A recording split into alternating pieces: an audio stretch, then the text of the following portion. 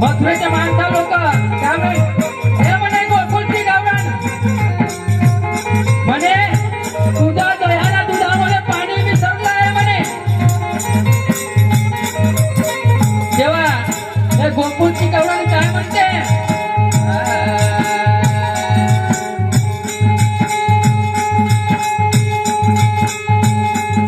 म्हणे गोकुळची गावरान काय म्हणते